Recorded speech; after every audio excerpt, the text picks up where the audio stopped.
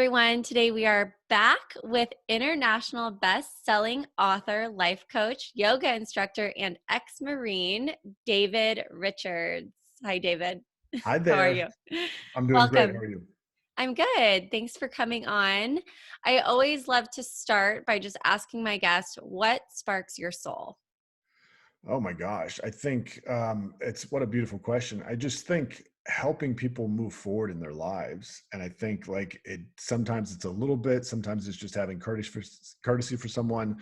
Sometimes it's helping someone shift in their life and see like things differently and you see them actually progress in their life. And I think that's like the beauty of coaching, but that's certainly something that sparks my soul. Yeah. I just started doing like online one-on-one coaching Okay. with this stuff I've been doing on retreats for years. I started doing it in May.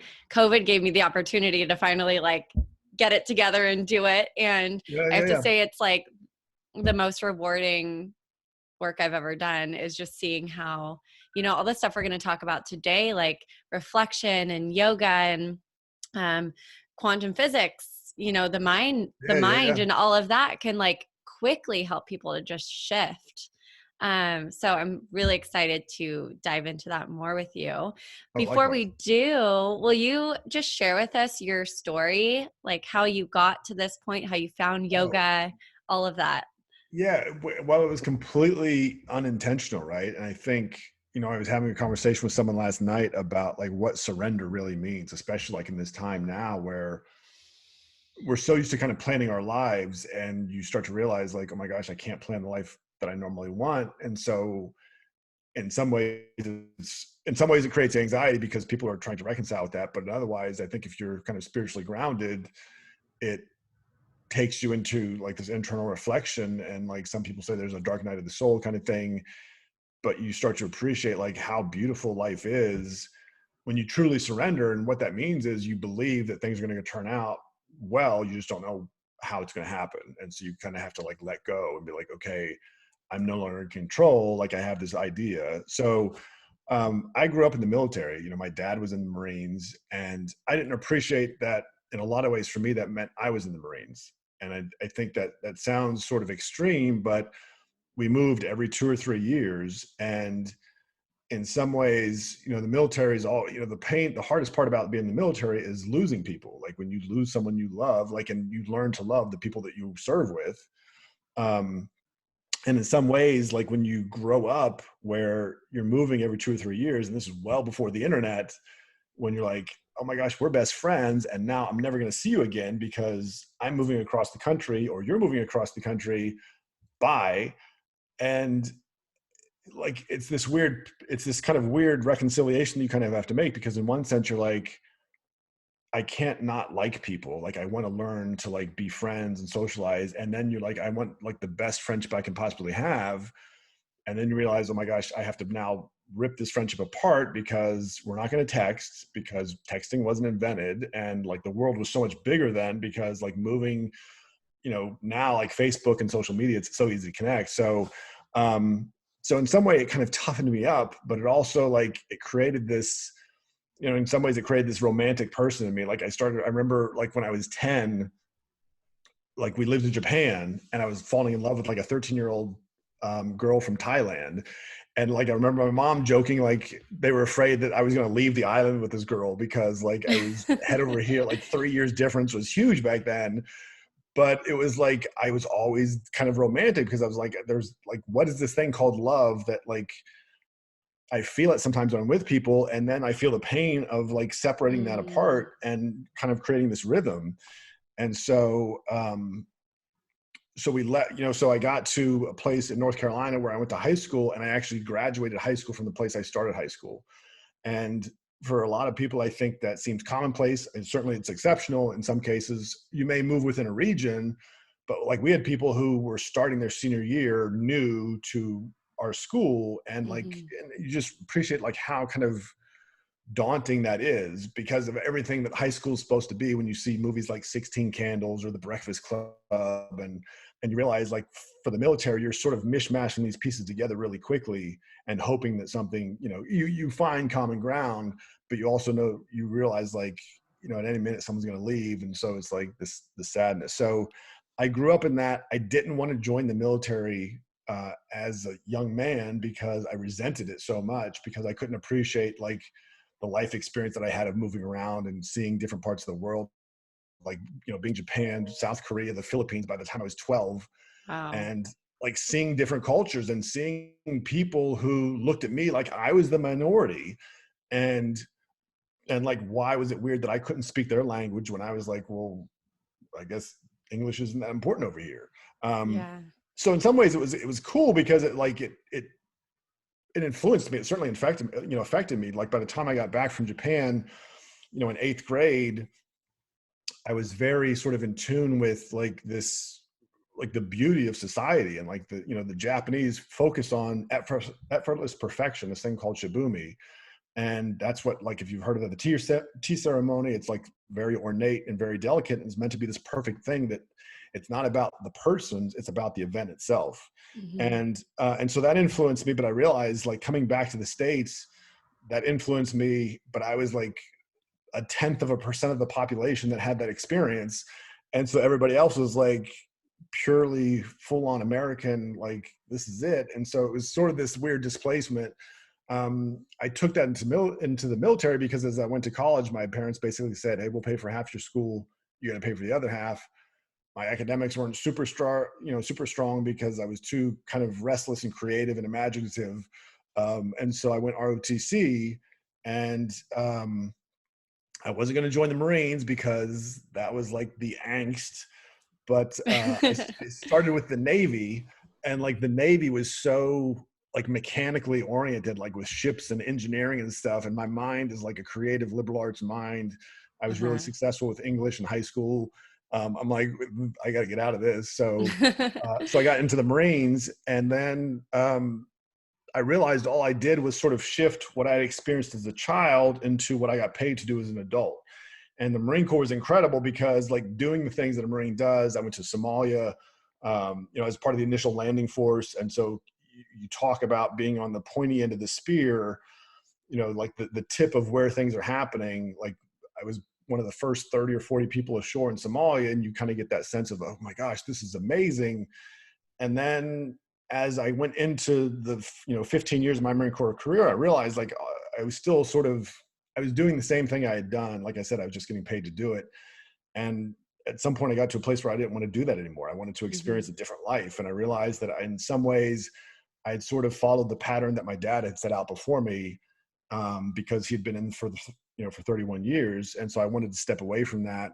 I got out of, the Marines in 2006. I think within like a week of getting out, I took my first yoga class, was blown away because it completely, like, I think in terms of law of attraction or things like this, it was just a different vibration from what I Hmm. was used to in the military. And so, I intertwined that with kind of a journey through corporate America.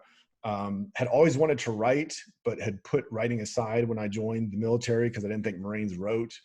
And I didn't start writing I started writing poetry like 10 years into my military career.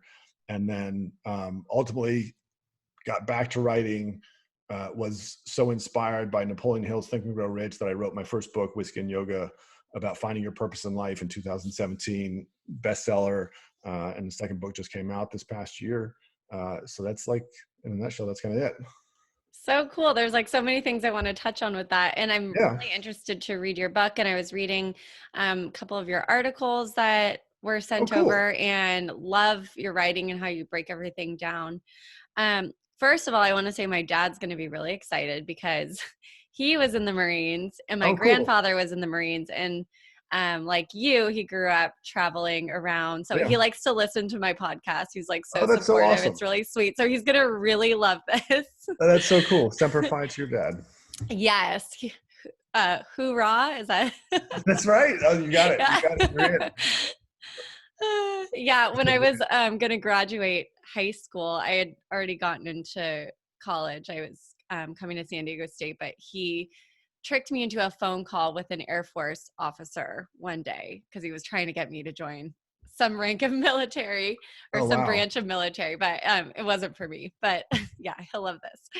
But I love that you touched on, as a kid, getting to travel and see all those places, while you probably weren't able to fully appreciate it for that back then because you're a kid. But Yep. what I've noticed with traveling is just like how much it's broadened my view of the Oh, for world. sure. And it just makes you so much more accepting and open to other people. And going back to yoga, remembering oneness and that we all are one, even if we're living these very different lives. And a lot of people, I think, get scared to travel because of, media or news, like it's scary over here, over there. But when you Yeah. go to a place that someone might think is a scary place to go to, you find that people are, in general, just like you. Of course, there's bad people everywhere, but Yeah. Well, and no, and it's a great point, right? Because I think a lot of times when we travel abroad, we think, well, I want a cool experience. And so it's like, well, I want the tourist experience. mhm. And that's certainly an experience, but it's not necessarily like the real authentic place. Like, and it's one thing to go to like Jamaica and go to a resort in Jamaica. It's another thing to go like to Kingston, Jamaica, and like see people in the street and just living their lives. And there's nothing like they're not nefarious. They're not like out to get you, but like there's, people you can get street food from. And that's very different from, lounging in the pool with a bar in front of you Yeah. and like having all you can eat kind of stuff. And so, I think for me, certainly going to Japan, seeing like the just incredible poverty of the place like the Philippines, like back in the early 80s, or South Korea, where it was like this really built up culture, I mean, advanced society, like, just not knowing what to expect between sort of Okinawa, which was, it had some high rises, but it wasn't rich. I mean, it wasn't like a well-to-do place. And going to Mhm. South Korea, which neon lights and tourism and things like this, and it was so different. And so, I took away from that, not I, the experiences were so wild. How it kind of manifested itself for me as I got back to the States was I started meditating like when I was like 16 or 17. And it was this weird sort of thing where I was so inspired by swords. I don't know, but like the Japanese sword and the art of sword making, like I never thought that swords were an art form until you got to Japan and you see like everything's an art form. And so like I would start buying swords and I would just lay the sword in front of me and I would meditate. And I was reading these books on Shambhala and like how this was like this mystical, magical place that was somewhere in the clouds. And it was like to clear your mind. And then like, if you could really empty your mind, suddenly a thought would just pop in and you're like, oh my gosh, a thought. And it was Mhm. this idea, sort of like the infancy of my yoga experience, where you understand there's a relationship between the observer and the observed. And when you start to master that relationship, you realize like you can pull back from your thoughts and just watch your thoughts and realize like you are a self sort of reflecting on this human experience. And Mhm. obviously that's a really sort of concise way of saying I certainly didn't appreciate that when I was 16 or 17, but having that experience at that age and realizing like the world is so much bigger than just what we grow up with. If you live, in this sort of isolated life, people have different perspectives, people have different beliefs, and people have different like views of what life is. And at the like the physical level, like they see things completely differently than we do. Mhm. And I think, I mean, gosh, I think in some ways I still process that on a daily basis, just because we get so. I love what you said. I was just sharing with one of my assistants yesterday, where basically everything that's not you is the universe. Like even people are just different energy levels of the universe, but it's the universe. Mhm. And so it Mhm. really comes back to, what do you see in yourself and how is that a reflection of the people you interact with? Because like we can have a beautiful interaction, or I can be like, oh my gosh, well, she's this or she's that, and all I'm doing is projecting on you my experience of you. But it's like, if you can sort of turn that around and be like, oh my gosh, this is a beautiful part of the universe that I'm interacting with, whatever it is, then you're like, well, this is like, that's how you become one. Like that's the real secret to being one. And I think that's what, certainly being exposed to other societies and other cultures at that age drove me to the point where I am today. Yeah, totally. And I think all of that you just said, like, and I think this is what you were saying in different terms, but our outer world is a reflection of our inner world. Oh, for sure, Kelly. Yeah, for sure. And, and I I think especially in 2020 and all of the tension that has been going on between different groups of people and all of that, it just kind of all ties back to that. Like if everyone was if everyone was like able to incorporate some sort of mindfulness or meditation and start to have that like watcher awareness of like just being able to like sit back and observe like Yep. their thoughts um and what's actually going on, they might have more compassion and remember that they are that same source energy, just as you said, in a different vibration. No, But that's easier like, said than done. but it is, Kelly, because I think so many times we look at someone and we're like, oh my gosh, why won't they do this? Like Mhm. we're sort of detaching, and like it comes back to like the whole law of attraction. The more you want something, the more evasive it becomes, because you kind of have to attract it with the right energy. And it's like the more we want someone to do something, the more resistant they are to do it, kind of. But if it's like, that's really about me, and if I can come back to me and like, how can I find the beauty in my experience of this person, then you really kind of start to open up that Yeah. lifestyle and that universal experience. Yeah. You're like shifting that energy and Yeah, then letting go of trying to control some external outcome that's for not sure. within you. Yeah. Yeah. Well, I love all of that. And I love your story too, because just from you telling it, I can see how everything pieced together to like bring you to this point. And I love looking back on my Oh life yeah. like that, like all of my Uh-huh. experiences, the little things during childhood, and then even like especially the really hard stuff, like how it gets us to this point. And I love that you really teach about how people can create a life plan, right? That's getting Yep. them towards their most fulfilling life, because that's what I'm really passionate about too. So, do you want to touch on that more, like how you combine yoga and reflection and quantum physics, and maybe explain quantum physics to people a little bit more in Yeah, case they're yeah. not No, familiar? it's crazy. Yeah, I know, and it's funny because like I think that was on my website or something. I don't remember when I put it on there, and then like my PR team came in. They're like, hey, yoga, I think it was the Yoga UK magazine, like they want you to do an article on this reflection, yoga, and quantum physics. I'm like, oh man, like I gotta. But so in one sense, it sounds daunting because those ideas sound so crazy. But it comes back to, if we look, Kelly, at like, at least for a majority of the people that I know, they spent more time at home this year, and what that's Mhm. really meant is you spent more time with yourself. And for some people, that's uncomfortable because we like to sort of be a reflection of, oh, I'm going to call this person because that'll make me feel good about myself. Or like, I know I can always have a good time, or I go out with this person because Mhm. they're so funny when they're drunk, or whatever the case may be. But we sort of put this off. And I think when you start to come back to like really being with yourself, it becomes this journey. And it's like, how's this journey going to complete itself, and how do I process like the things that have happened, and how do I look at this year and try to make sense of it? And I think um in a lot of ways, it's like, I mean, I think we've talked about it already, where you say that we're all same part of the same source of energy, Mhm. but we're all individual experiences of that energy. Mhm. And that's like the beauty. When you can get to that place, then it kind of gets to this kind of nirvana. I feel like I've steered away from your question, so come back to the question Oh, and let me. yeah. No, and it reminded me of like when I first what you were saying, when I first kind of started my spiritual journey, which was Yep. before I even really realized I was on it. Yep. I had gone through a really like kind of bad relationship and ended it. And then I decided to do a bodybuilding show. And because I was back, Oh I wow. used to do fitness. I was a personal trainer for years. Yeah. But I couldn't like go out with my friends like I was used to doing. I was like in my mid 20s. And I had to just like sit at home by myself and start to be alone all of a sudden. And it was like all of a sudden I had to like stop and like look at what was really going on. Yeah.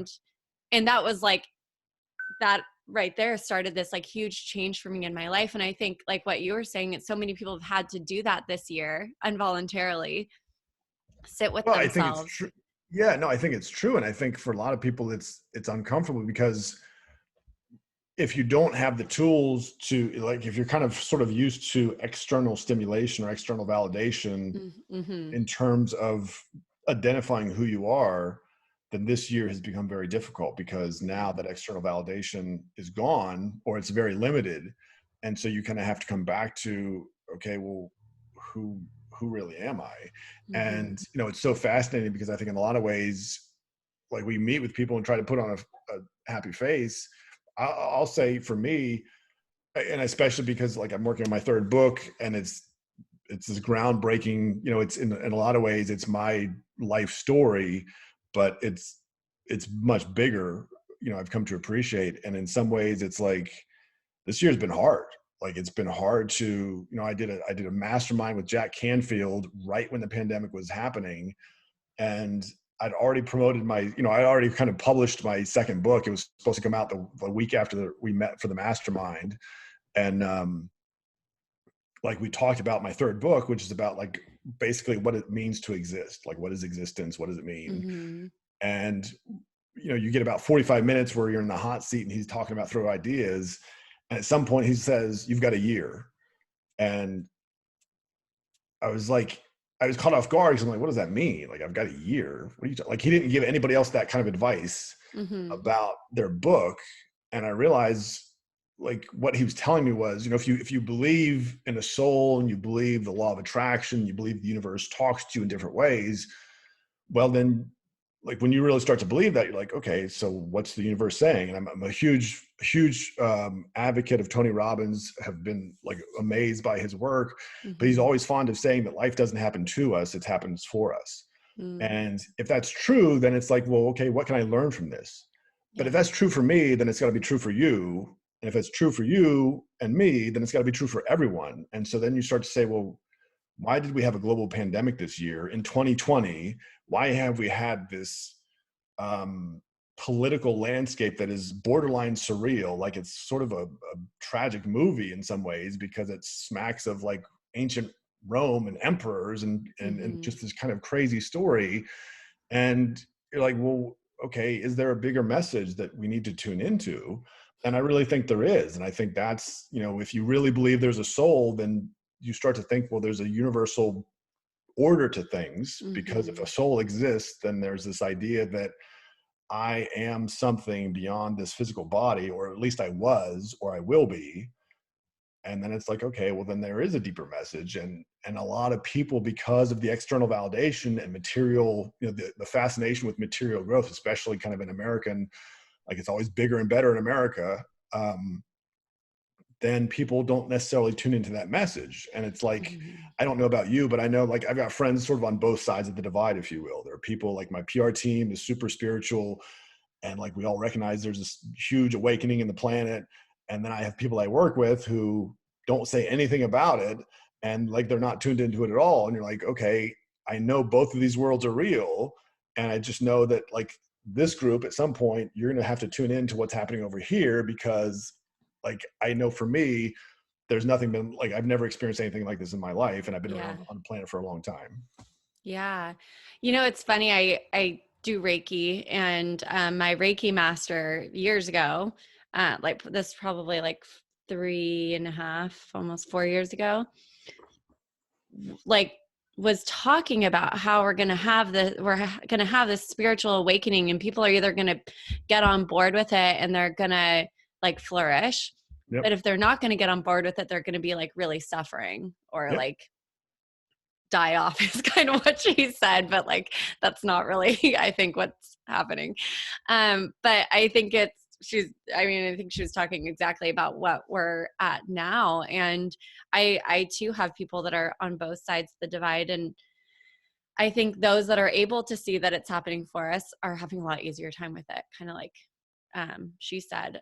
But yeah, I think this whole experience was for us. Just, I mean, the direction we've been going with the planet. And I mean, I feel like that's kind of made things worse because we're using plastic a lot again and all of that. Yeah. But um, I think the direction we were headed was really bad. And this was the planet's or source's way of shaking us up and waking us up. And I think going back to the reflection piece of kind of what I read in that article that you wrote, like this has served as a time for us to stop and get quiet and start to reflect. Yeah, and so Um, and that's a great segue into, so let me talk about reflection, yoga, yeah. and quantum physics. So, um, you know, and I love what you said, right? Because stepping back from, we got so sort of accustomed, I know I'm certainly guilty of it, so sort of used to planning life out. And, Hmm. this week, and like I was a big Spartan racer. Like last year I did 14 or 15 Spartan races. I was going to Wow. on track this year to do like 25. I'd done like 5 by the first week in May, and then everything started Wow. to slow down. I did Yeah. one once. It was really hard. Oh, we went. So it's funny because this weekend is the 1 year anniversary of the ultra. We were in an ultra, which is like a 50K, and we Wow. ran it outside of Charlotte last year, and it was the farthest I've ever run. So you basically, if you're familiar with Spartan races, it's a beast times 2, and they add 2 extra miles in. So we did it, but it was raining. We started out, it was like 48 degrees. By the time we finished, it was like 36 degrees.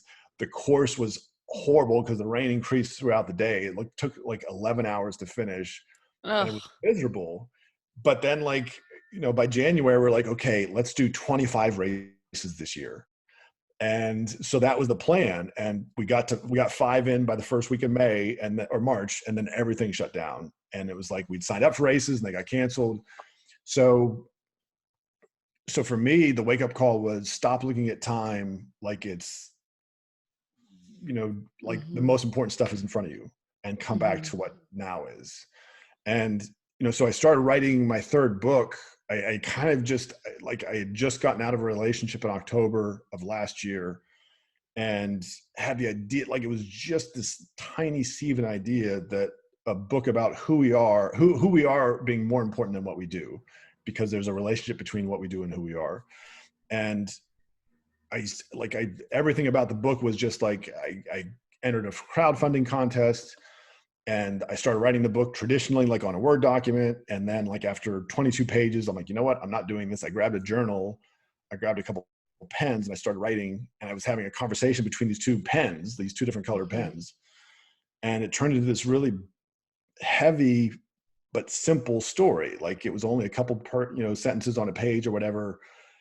But it was like, the words, the way they were, just like, I was talking about creation and like unconditional, like what is unconditional love at source level.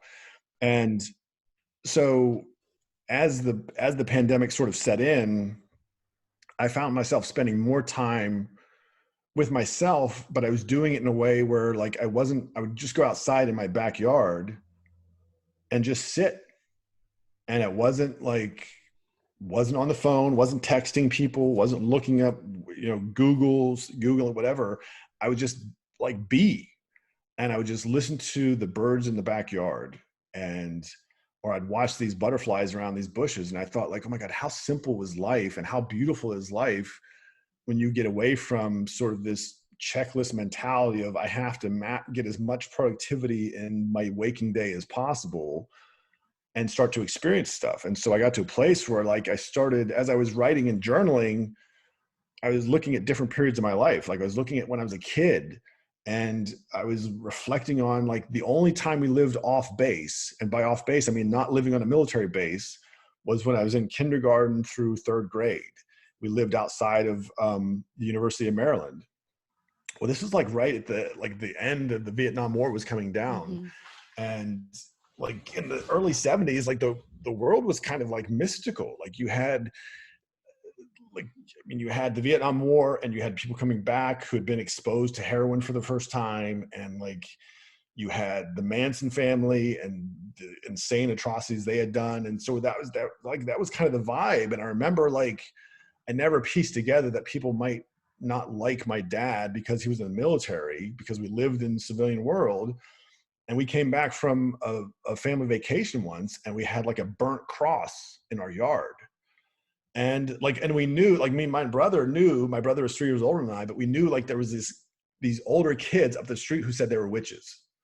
And Mm. like in the 70s, as a kid, like I was 6 or 7 years old, I believe you. Like, if you tell me you're a witch, and then like I never pieced together that it was probably them who put this cross in our yard because like the FBI came down, but it was like, what did that mean? What was this whole thing about?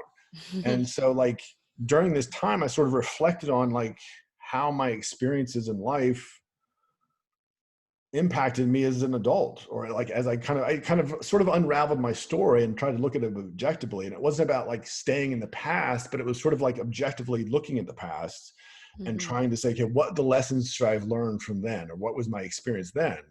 And so that's where for me yoga came into play. So I've got the reflection piece, but now the yoga piece is really about, okay, again, what's the relationship between the observer and the observed?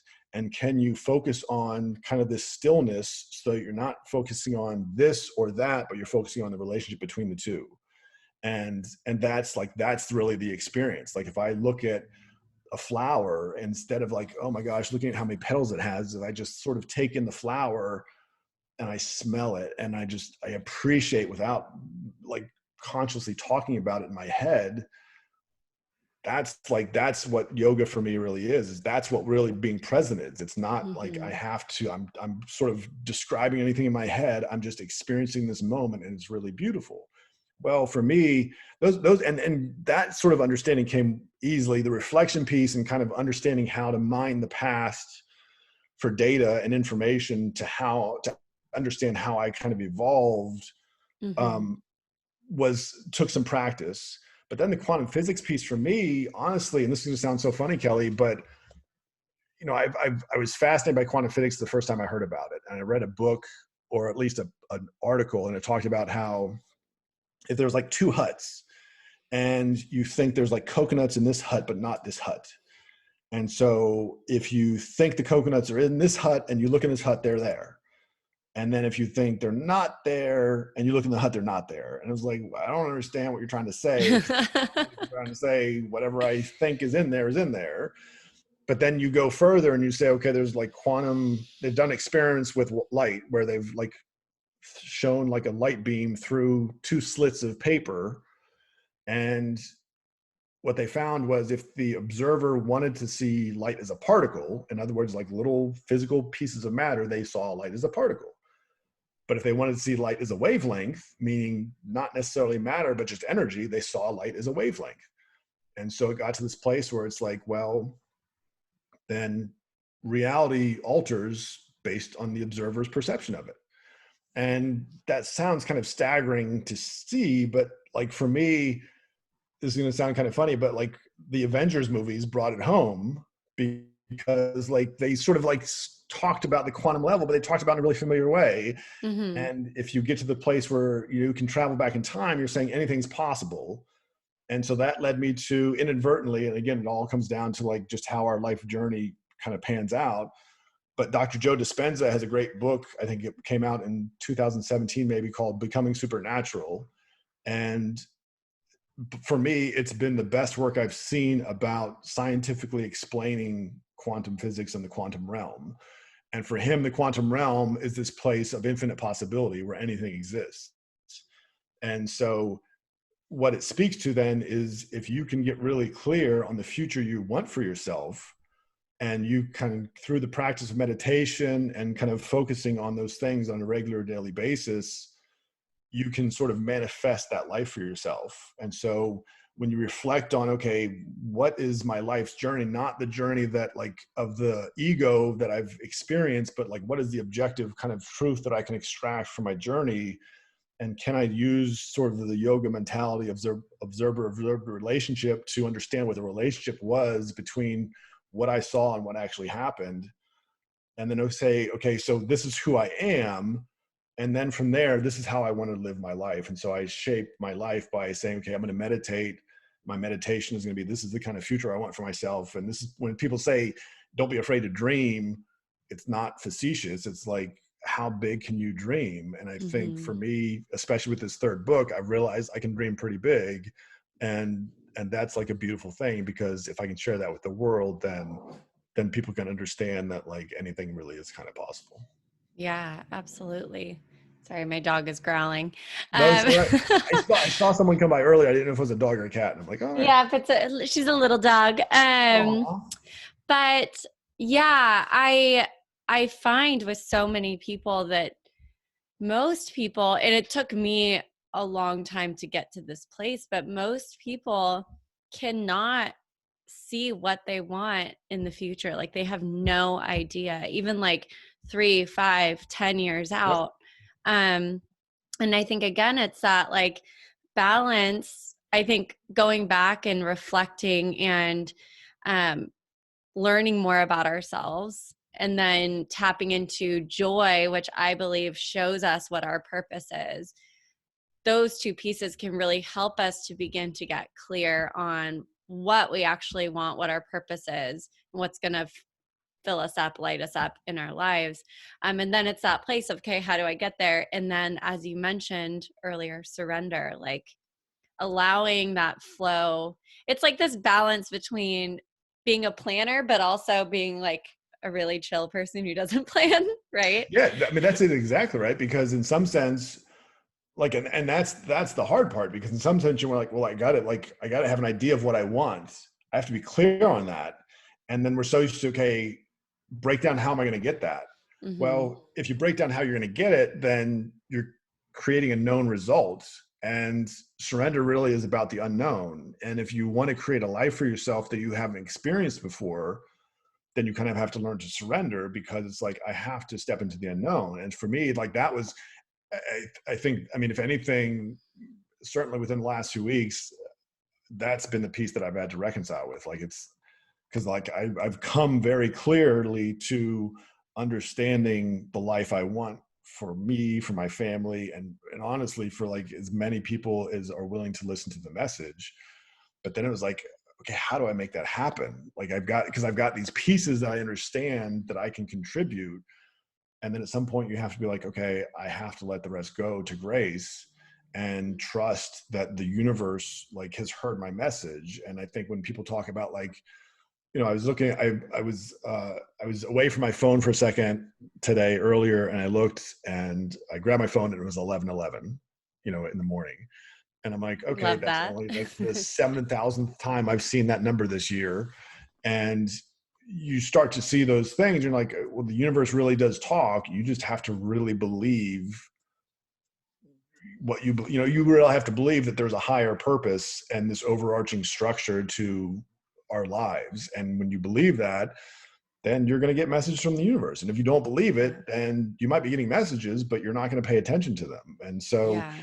it really speaks to, and that's the part of surrender too. Like, because in some sense you're like, okay, so basically what you're saying is, if lightning strikes next to my house and I was having a thought about whatever, or this big revelation about something, that it could be a sign from the universe and not just a lightning strike. And Mm-hmm. for a lot of people, that's a hard bridge to cross over, because we're so used to what we see, we can believe, and anything else is like superstition. Yeah, totally. Just like labeling things and then Yeah. yeah, only doing. Yeah, I've been seeing 4 a lot the last like month and a half, and I was walking down the street with my dog earlier in this random neighborhood because I had to get new tires. So I was like waiting for my car to finish. And I Yeah. look up and it was like the whole building was like 4 4 4 4. Like It's I legit. was like, Like, yeah. yeah, I mean, and that's the thing. People like, people like, like, I mean, I remember I had a very dear friend of mine who does not like Tony Robbins. It just doesn't think he's a charlatan kind of thing. And it's like Mm-hmm. snake oil. And I realize there are some people, it's really hard to believe that the universe is this conscious thing, Yeah. like Yeah. in this giant expanse is further than we can even comprehend. Yeah, it And can be you're like, scary. yeah, it certainly can be, because you're like, well, okay, then wow, that's big. But there are people out there who like that, and that's how they live Yeah. their lives. And it's not to say like that's necessarily bad. It just is a reflection of where they are in their journey. And like you said Yeah. earlier, you didn't know necessarily you're on your journey. I don't think any of us really do until until you start seeing the signs and you're like, oh, okay, this is Yeah. like, I've had things Yeah. on my phone that have popped up. I'm like, there's no reason for that to pop up. And like I've written like notes about my book, and they're very deep notes. and this one note kept popping up. And I was like, why does it keep popping up? And then I started to think about it, and like I rewrote the note. I changed sort of the relationship between two of the words, and it stopped popping up. Huh. And it was like, Love and it was it. popping, yeah, and it was like, there's no Yeah. reason for it to Yeah. stop. But I realized like that's a sign, like that's Yeah. absolutely a sign. Like, okay, I got it. So Yeah. yeah, people, it's kind of surreal because it starts to get down. Well, is there magic in the world? Like, what is that? Oh yeah. And you just gotta believe. I gotta tell you, Kelly, it's so cool. Like I'm so vibing with, like, it's so great to talk to someone from San Diego, and like the energy you put off is incredible. So thank you. Thank you. And you too. Yeah, I mean, the second the screen popped up, I was like, oh, we're going to get along. You can just tell, for sure, for sure. um, but yeah, I feel like, if you just don't know like what to believe, why not choose to believe that the world is a magical place where you can create your own reality and you like can experience miracles and all of that. Like we get to choose, and like why don't we just choose to like look at the glass half full and the magical part of the world rather than the dark, because there is that light and that dark, and I think we have to just begin to choose to look into the light. Yeah, well, and it's what you focus on, right? Like your Yep. life is a decision. Every moment is what you choose to focus on. And I think, like, I wrote an article recently over the summer about like how to turn your life into a movie. And it sounds sort of facetious, but like in a lot of ways, and I've shared this with my yoga students, like you're the director of your own movie, because what you experience and what you focus on, that's your awareness, that's your experience of life, that's the movie you're Mm-hmm. telling yourself. And so then it becomes, all right, well, who are the actors in the movie? And part of that is, in a very real sense, who do you hang out with? Do you hang out with people who are keeping your energy down, or do you hang out with people who are challenging you? And if the people are Yeah. challenging you, then you're sort of playing a lead role in your own life, as opposed to sort of sitting back and resting. And then it's a question of, okay, well, if you're the actor and sort of the director, well, who's the producer? And we know, like in Hollywood, they're only going to produce the things that they think are really going to sell. And so you got to say, okay, well, who is my producer? Like, I'm the creator, like I'm the creative guy with the art. I'm the Mm-hmm. actor and the director. But if I don't have a good producer, then what am I going to get? Am I going to get a really good movie? And I think that goes back to, what do you believe? And if you believe that like there's something higher in existence within the universe is structured in some way, or there's some sense and order to things, then if you tap into that and you understand that it's a negotiation, right? Because it's like, Mm-hmm. I want to make my movie, but I got to be considerate of the 8 billion people on the planet and somehow work them into it in a way that doesn't harm other people. Mm-hmm. Then the producer's gonna be like, okay, yeah, I can work with you. And if you say, well, I only want to make as much money as possible, and like I don't care if anybody gets hurt, you may make that happen, but you're not going to have a good producer. Like it's going to be a producer that's going to come back, in the form of karma, and you're not going to like what you experience. So no, I think Yeah. that's definitely true. Yeah. And if not in this life, I was having this conversation with someone the other day who, um, is struggling with like how people can be so awful sometimes. Oh yeah. And I was saying like karma, right? And if it doesn't bite them in the ass this time, they're going to have to come back in their next life, I believe, and experience something similar to what they've probably, done to someone else, or some sort of other hardship that they're going to have to learn that lesson from, that they have Yep. like Oh, chosen to put out 100%. into the world in this life. But yeah, I forget what I was going to say, but I oh, I was going to say like all of what you just said has been proven by science. So it's pretty cool. So if Oh, it's people amazing. like think it's just a bunch of woo woo, it's like science backs this stuff up. It's quantum physics, you know, It's amazing. neuroplasticity. Yeah. Yeah, it's like, and I've done probably at least five different Dispenza meditations this year. And like, I remember I listened to the book first and then I read the book. Um, and he talked about like his students having mystical experiences, and like, well, what does that mean?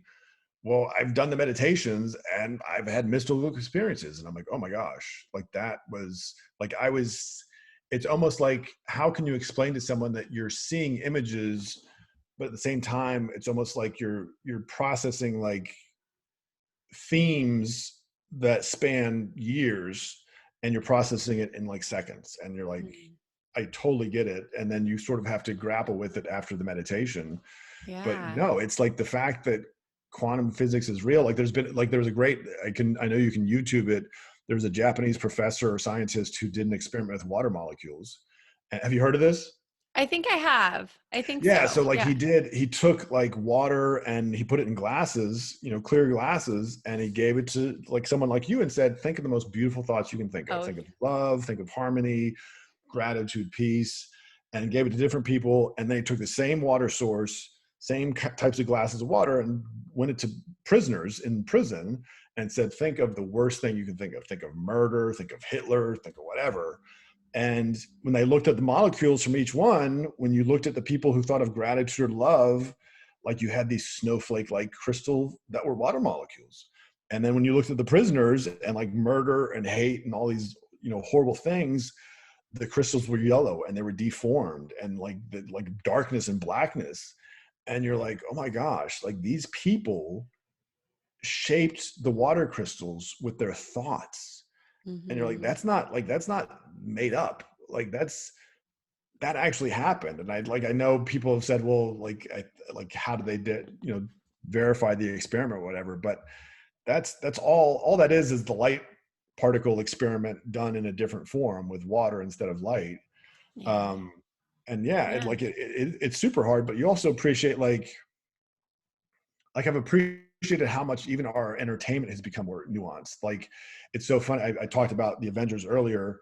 There's an interesting thing going on with like a lot of the superhero movies now where they're talking about, or even in some of the TV shows, they're bringing together like I don't remember in what context, but they're going to bring all the people who've played Batman, but they're going to be in like one universe. Like, so Michael Keaton first played Batman, and then it was like Val Kilmer played him, and then George Clooney. I don't know if they're going to do all three of those guys, but Mm-hmm. like they're bringing all of these guys together. But then they're also going to have like Christian Bale, and it's going to be like, and what's his name? Ben Affleck.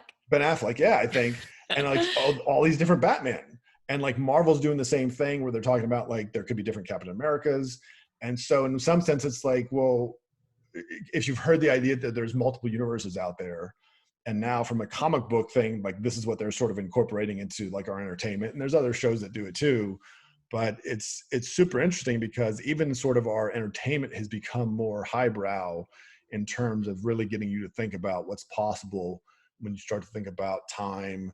And Yeah. the whole premise of the quantum realm is that the relationship between time and space is inverted, and so like there's infinite time and then eternal Mm-hmm. space where like anything's Mm-hmm. possible. So it's pretty deep, and then you just have to Yeah. understand, well, how do I apply that to my life? Totally. Yeah, like we're living at the same time, or like while this is happening, our like past and future lives are also happening and that Yeah. kind of Oh thing, yeah. right? It's Yeah. like it's crazy. And then it's like Yeah. future possibilities because they've even said like, what is it? The electron cloud. Like instead of taking like one path from like point A to point B across an atom, the electron basically takes all paths because it needs to signify like any possibility. Like you could Huh. say one question next, or you could ask a different question, Yeah. and maybe like in a different universe you ask the first question. So yeah, it's crazy.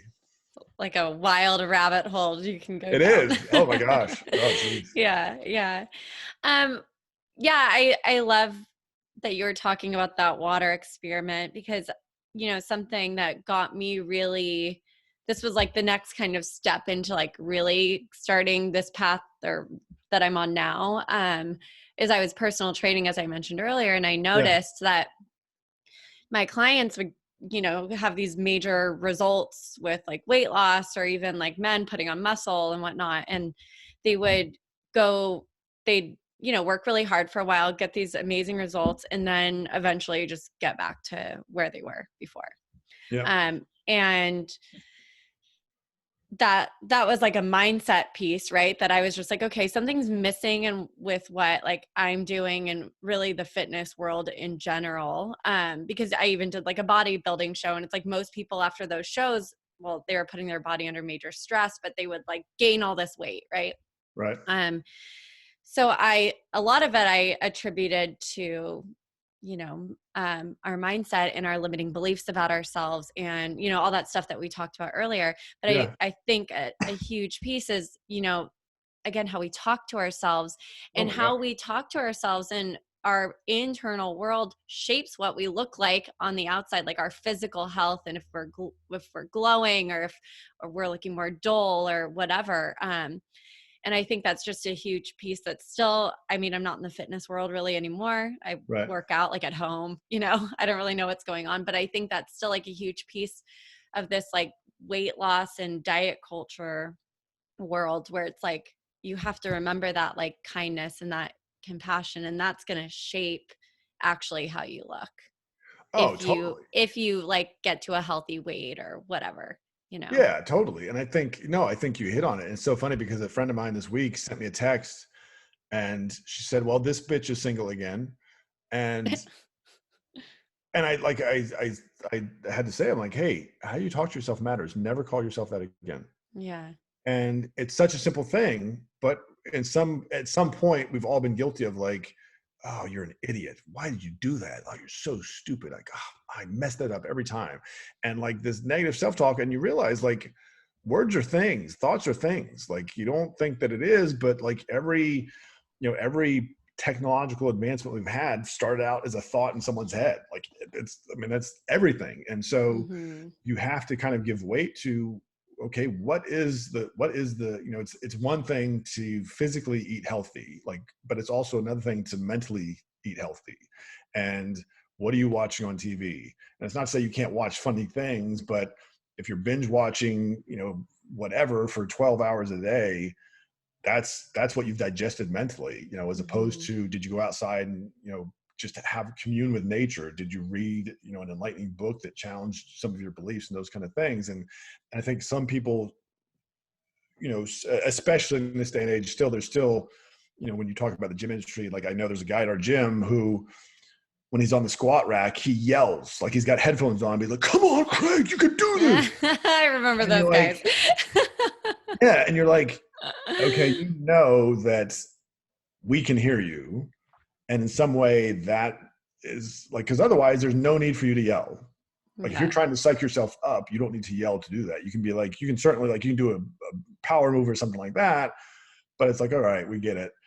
But that happens, right? Like you and I both know that happens. And Yeah. it's like, if you really find that, if you kind of really tune into your personal inner strength, you're not going to need to do that, because you're like, when I need that power, when I need that energy, and when I need that focus, I will pull it to me. I don't need to like say, hey, everybody, look at me, I'm about to do this. Mm-hmm. And kind of go down that path. So yeah, no, I think that's such a critical piece that I think so often people overlook. And if they haven't read like James Allen, As a Man Thinketh, to understand the power of what you say to yourself on a daily basis and how to discipline yourself to like create a positive outlook and an outcome for yourself, people need to read that book and just really tune into that. Yeah, I actually read that recently. It's like super short, right? Yeah. Oh my gosh. Yeah, It's a yeah. 2 hour read. Um, I was on a podcast and we were talking about books, and one of the guys mentioned it, and he's like, you should read it, even though you're a woman, I guess. I It don't is know. a little Well, because dated from, I think the sound, yeah, but like, yeah, the title of the book sounds like, yeah, for but sure. it was really good, and the message, is what's really important. So that's a really good one to bring up. Do you have any other books? So maybe talk about your books a little bit briefly, like Yeah. explain what they're about, and then if you have any other books that you want to recommend for people. I always love to ask my guests that, because I'm a big reader, and I think the more that we all read, the more we can grow and all that good stuff. So Yeah, sure. No, thanks, Kelly. So my first book is Whiskey and Yoga. It came out in 2017. It's about finding your purpose in life. And it's really a self-help book, but it's really easily digestible. Again, it's probably an afternoon read. It's short snippets of just about kind of how to look at life and extract your purpose. And for me, that book was born out of reading Think and Grow Rich by Napoleon Hill, because in that book he asks what your purpose in life is, and I realized like I never asked myself that question, and that book did really well, number one on Amazon for I think self-help and yoga. Like it doesn't have a lot to do with Cool. yoga, just because I like whiskey, I like yoga. They're both the story of a spirit, just one's in a cask, the other one's in a body. Um, and in some ways, the next book, The Lighthouse Keeper, was born out of whiskey and yoga, because there's a chapter or a segment in whiskey and yoga where I talk about how our mind is an ocean with all our memories, everybody we have ever met there. And our awareness is a lighthouse, and we shine our awareness. And most people kind of create patterns or schemas in their lives where they shine their lighthouse in a certain pattern, and that's kind of how they live their life. But if you practice, if you understand the relationship between the two, again, it goes back to that observer-observer relationship, and you apply discipline, you apply willpower and concentration, then you can start to direct that awareness to where you want it to go in your mind, as opposed to, oh my gosh, there's Carol. We broke up 2 weeks ago or 2 months ago. That makes me think of this heartache. And no, Carol, I miss you. Instead of, oh my gosh, there's someone I shared a beautiful experience with. It was, so glad that we found out as soon as we did that we weren't right for each other, and we're able to grow differently. Mm-hmm. And so The Lighthouse Keeper came out this year during the pandemic. I did something you're not Good supposed to do. timing. It actually Maybe. came out, it was supposed to come out the end of March, and that was like Mm-hmm. right when everything was shutting down. And so we kind of relaunched it in May, at the end of May, and I've been promoting it over the past, really over the summer into the fall now. And I'm doing some more promotion before the end of the year. But I did something you're not supposed to do as an author. So Whiskey and Yoga is a self-help book. Lighthouse Keeper is a fiction book. But it's meant to tell you how to master your mind, because it kind of Mm-hmm. goes on the journey of this young man, Sam, who wants to find like his own life path. And so he goes to a lighthouse to learn how to be an apprentice to a lighthouse keeper. And there he goes on this journey where the Oh. only way to survive is to master his mind. And so, yeah, it was pretty good. I'm really happy with the story. I'm wrestling with, the third book has gone in so many different directions, sort of as I've tried to process everything that's happened this year, that I'm debating Mm-hmm. on, do I try to make a sequel to The Lighthouse Keeper, or do I just kind of go in a different direction? So I haven't completely figured that out yet, or maybe I'll do both in two separate times. Yeah. But yeah, both books are self-help. I think even though it's a fiction story, the protagonist Sam kind of keeps a journal at the end of each chapter to things that you can focus on to help you master your mind. Yeah. I mean, I think fiction books can just make that kind of stuff so digestible for people, Yeah. like The Alchemist, or Oh yeah. I'm reading Shantaram right now, actually. Okay. I'm like a third of the way through. But I love I love self-help books and spirituality books and all of that. I will send me your address, and or send it to the PR folks, and I'll send you a copy of my book. Cool. Thank you. Yeah, for sure. Yeah, I'm a big reader, so I'm Awesome. excited. They both sound incredible. So, yeah, and good luck on finishing up this next one. I'm sure, like we talked about, the universe will give you whatever you need to go Yeah, yeah. whichever direction you need to go in. It's beautiful. It's like I said, it started out as really about who we are is more important than what we do, but then like yoga, it became about the relationship between those two things, because what we do is always shaping who we are. And so it's kind of turned into, I would say, like a true love story for the 21st century. Mm, But I expect to have it finished early next year. So I'm super excited about that, because I think a message was something that people need to hear right now. amazing. Yeah, it is for sure. Well, thank you so much for taking the time to come on. And will you just tell everyone where they can find you? Anything you have coming up other Yeah, than for that book sure. coming out? Yeah. Yeah. So thanks, Kelly, so much. I really appreciate the time. Great to connect with you, and really grateful that we were able to meet. So I'm on davidrichardsauthor.com. You can go there. I offer coaching. I offer workshops. My books are available there. Obviously on Amazon too. Social media, David Richards Author. Mainly on Instagram. I do tweet some, but mainly an Instagram guy. Cool. I don't tweet. I probably should, but I like I don't. can I mean, only I don't. handle so much. Yeah, I mean, I don't know if it. Like, I don't. I tweet. Like, I basically anything I post on Instagram, I share on Twitter. I don't Yeah. know. I don't know if there's any Twitter thing going on, but IG's pretty active, so it's good. Cool. Awesome. Well, I'll link all your stuff in the show notes for everybody as well as your book. So, yeah, thank you so much again. This was awesome. And I can't wait to share it with everybody. Kelly, thank you so much. It's been an absolute pleasure. I wish you the best the rest of your day.